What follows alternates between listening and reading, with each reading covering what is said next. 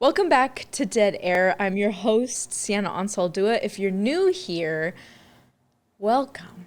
Here we talk about horror movies, all things horror. So after last week with my father, we are now going to continue on with this love theme for Valentine's Day. And one of the, I feel like a little bit under the radar horror movies for Valentine's Day is Valentine from 2001. So I hope you guys are excited as I am to discuss this movie. It's very reminiscent of a couple of other movies that we've talked about, but you know what? I'm excited to take y'all through it. So of course, what are we gonna start with besides our movie summary? We open the film with a middle school Valentine's Day dance, classic trauma-filled event. So a shy and awkward boy named Jeremy Melton asks several girls to dance. Each girl cruelly rejects him, and it really just embarrasses him, like in a very public way.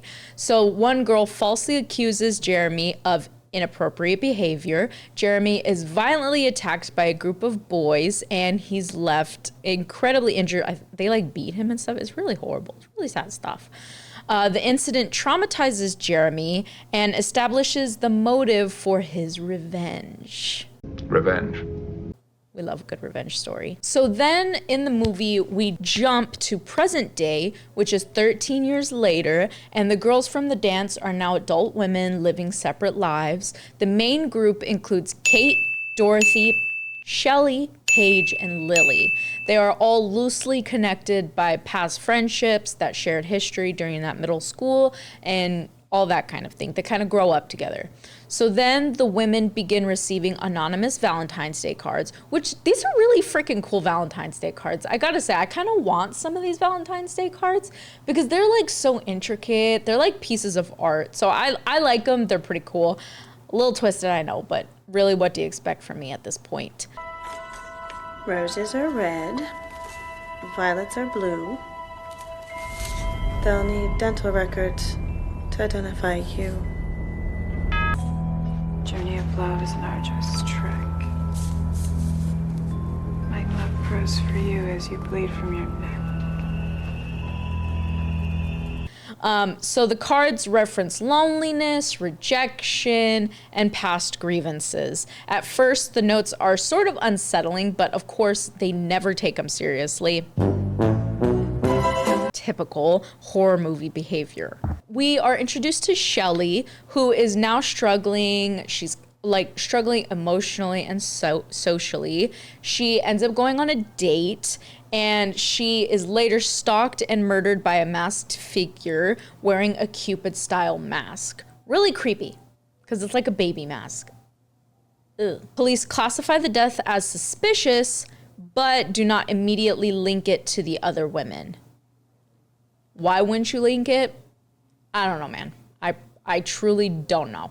So then Kate receives more disturbing Valentine's Day messages. She reconnects with Adam Carr, a charming guy that she recently dated, and then they broke up because he's potentially an alcoholic, all that kind of stuff. It's very complicated.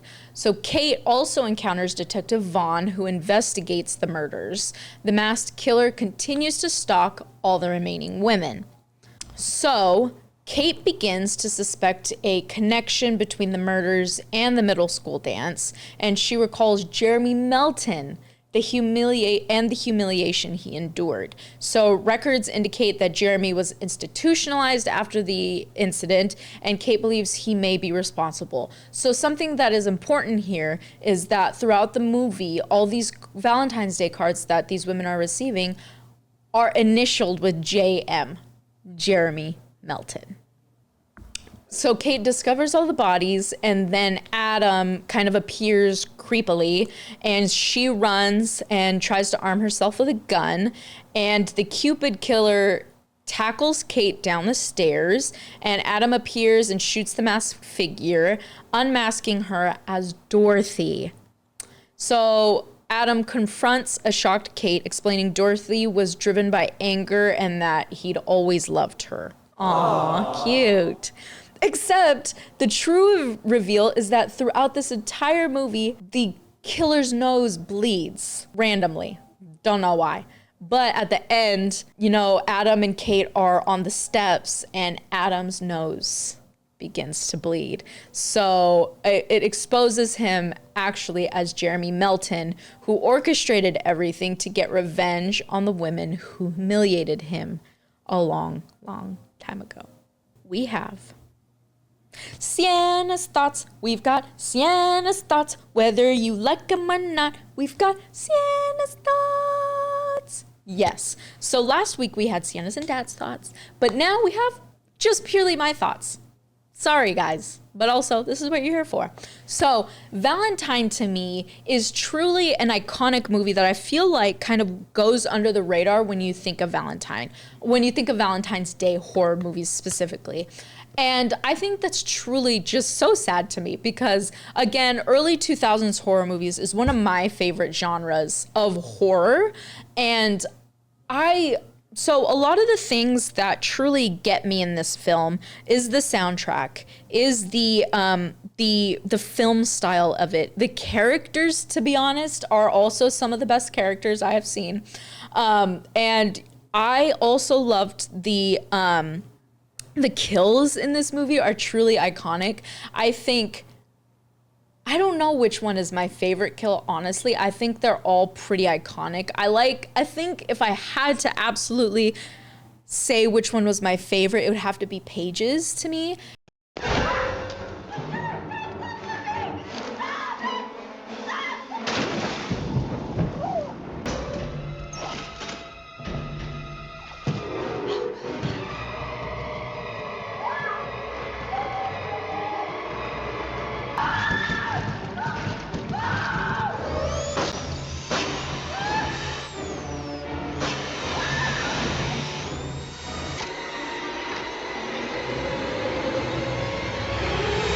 Because that one is just like, it's so kind of out of left field. She gets killed in a hot tub, dude.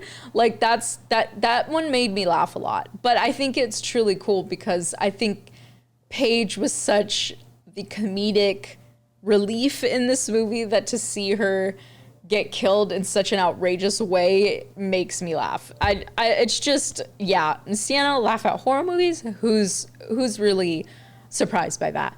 I think another thing that makes this movie truly iconic is the fact that we get the theme of trauma again, but this time it's more of that bullying trauma that to me makes an appearance in a lot of different horror movies. I mean, Carrie, you've got, anyway, it's just a very big theme. And I think Valentine does it in a way that's more modernized, but also it keeps that sort of iconic and traditional type of public trauma for a kid.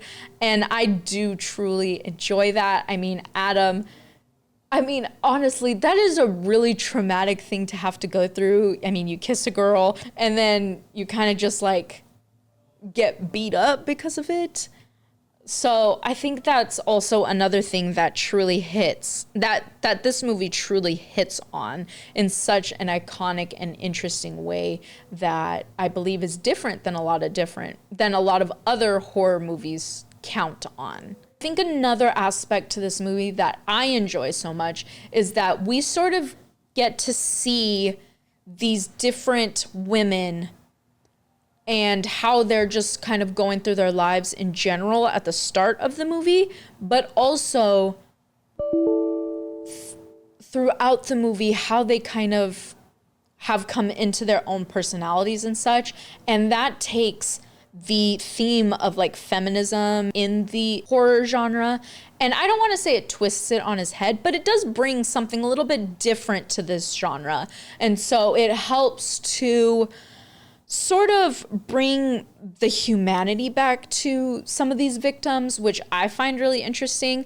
And the fact that you get these women who aren't just like, I'm a girl, I'm a victim, but you also get the iconicness of like Katherine Heigl at the beginning, Shelley. She's in med school trying to finish up. She's up late at night trying to work on her medical final. So the use of the Cupid mask in the movie, I think, is truly iconic as well. I don't think a lot of other Valentine's Day, actually, you know what, I would deem to say there is no other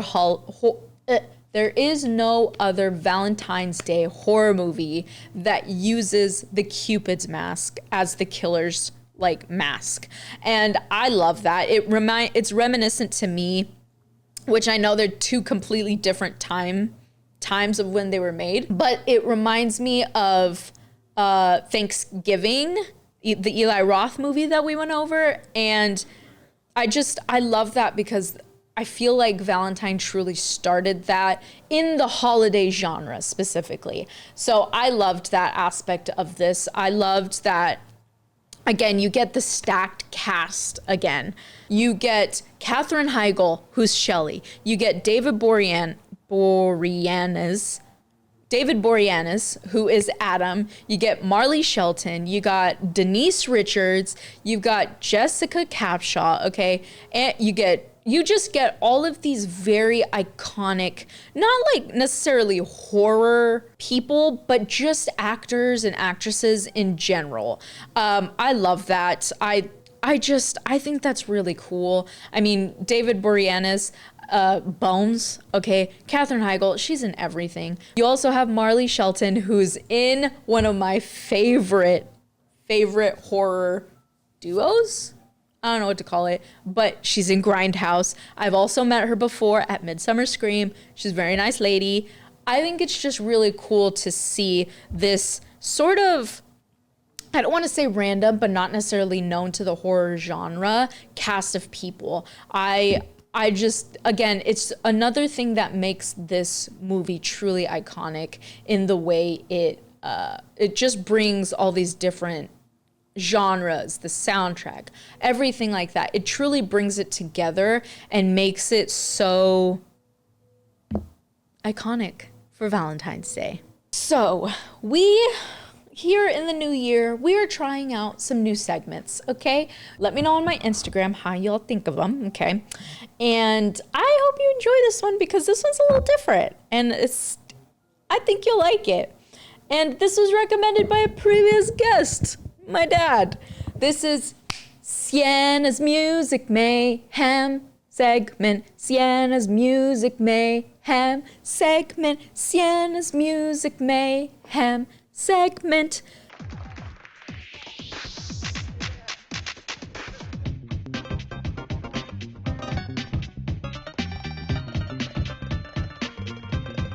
She's really good. Yes, this segment is where we're going to talk about the soundtracks from these different and very iconic movies that I go over.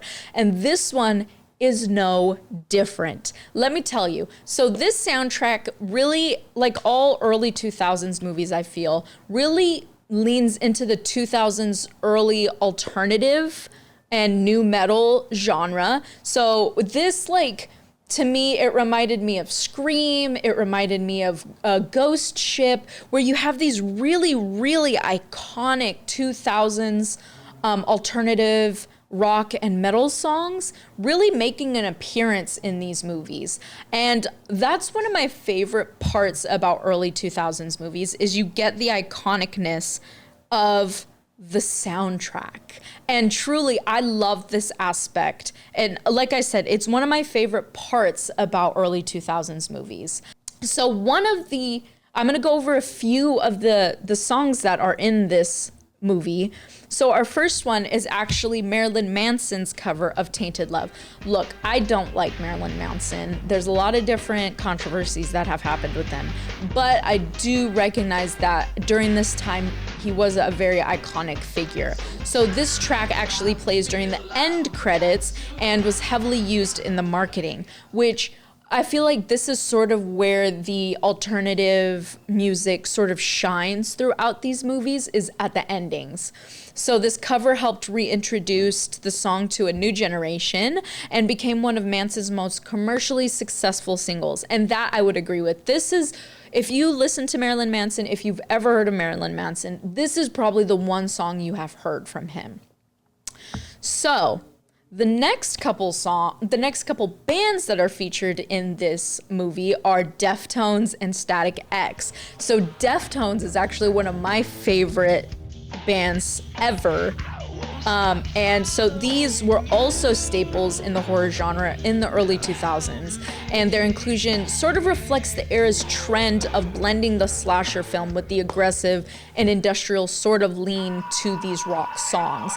And I love them. I think this is so cool that a lot of these early 2000s movies leaned into these songs, and I just like that. I think it adds to the grittiness of some of these movies. So another aspect of this movie was like this soundtrack was actually used as a promotional tool. Why am I surrounded by all this craziness? It's Valentine's. People get lonely, they start acting strange. You're not acting strange. This Friday, Love Hurts. Valentine. Rated R. Start spread. And not just necessarily background music, which I feel like is a little bit different than other early 2000s movies, horror movies. So these songs were specifically featured in trailers and commercials and sort of that kind of thing to signal that the movie was also edgy and sort of contemporary and gave that grittiness. This approach followed the success of different strategies that were also used, like for iconic movies such as Scream and I Know What You Did Last Summer. Four friends made a mistake. I think he's dead. It was an accident. Never speak about this again. We take this to our grave. But now, Somebody sent this to me. What are we gonna do? someone won't let it die. You know what you did last summer? Ooh. He's just out there and he's watching us and waiting. Last time he made you scream. This time, you won't have the chance. I Know What You Did Last Summer. What are you waiting for? Opens everywhere Friday. Which I find is just so cool. I know that I wasn't necessarily looking at these trailers when I was younger and when they sort of came out, but I think that's really cool, and I love that.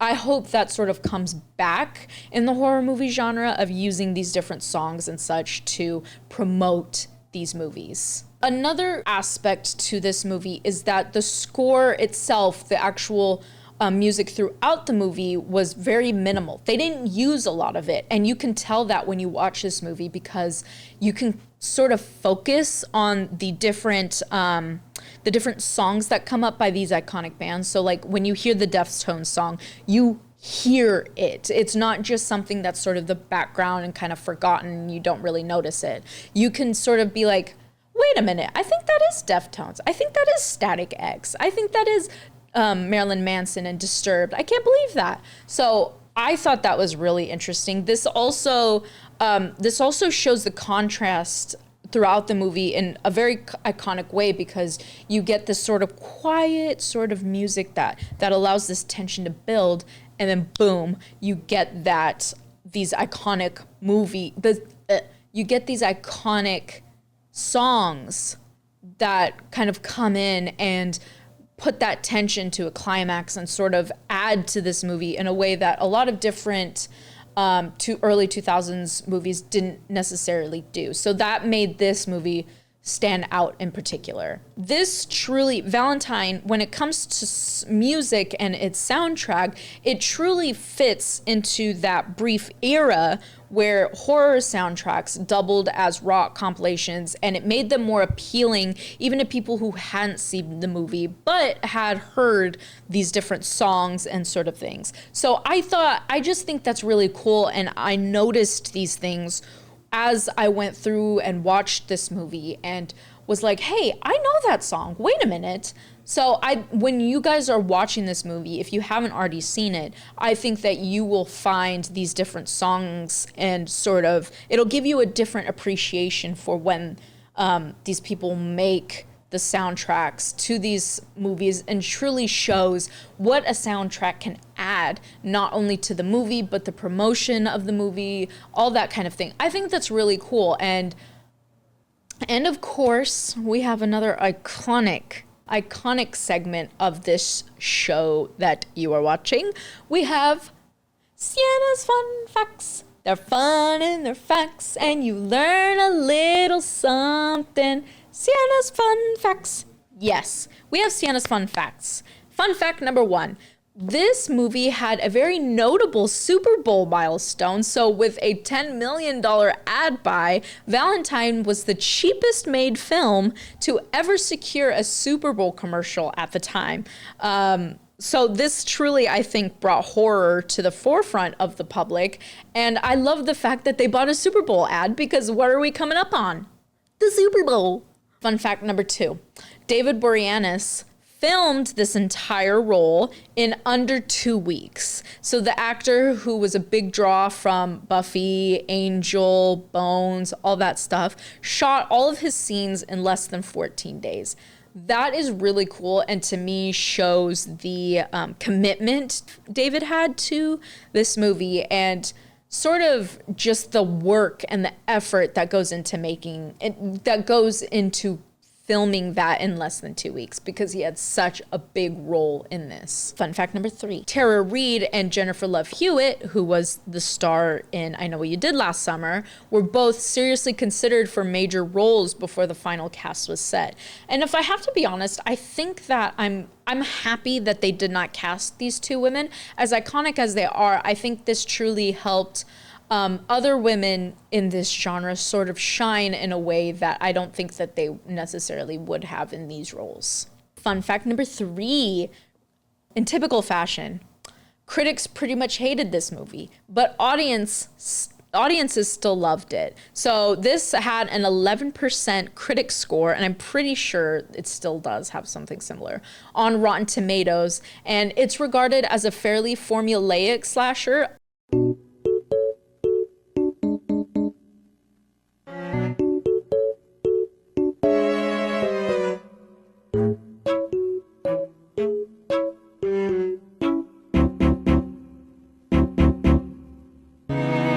I would agree with that. And yet it still grossed about $36 million worldwide on a $29 million budget.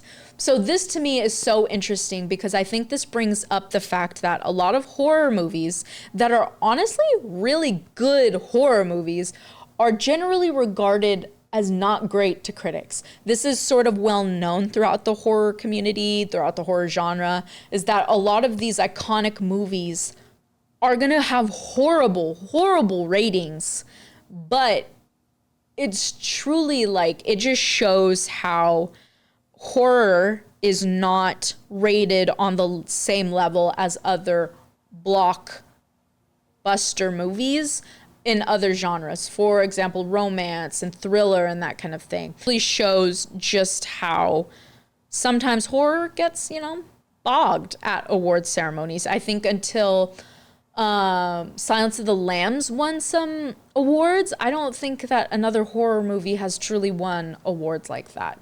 So I think that's something really to consider when you watch horror, and something to consider when you watch good horror. Scarometer, that meters as you get scared. Scarometer, that meters as you get scared.